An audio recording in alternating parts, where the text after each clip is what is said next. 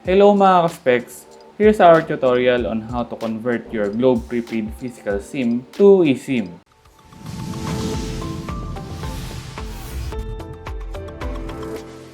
So para mag-convert ng Globe prepaid physical SIM to eSIM, buksan lang natin yung Globe One app and make sure na nakalagin kayo. Then pindutin nyo lang yung SIM services.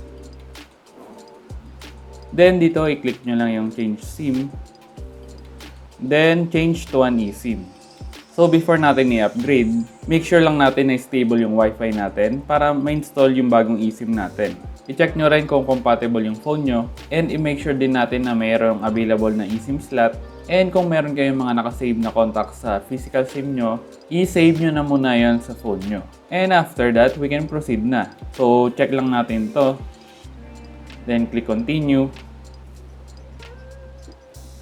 Then i-enter natin yung OTP.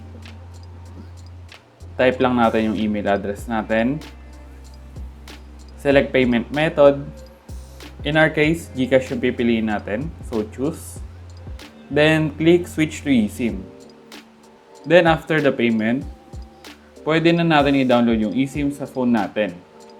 So click yes lang. So in our case, nag-error yung download eSIM natin. But meron naman sinend sa email yung Globe na QR code ng eSIM natin.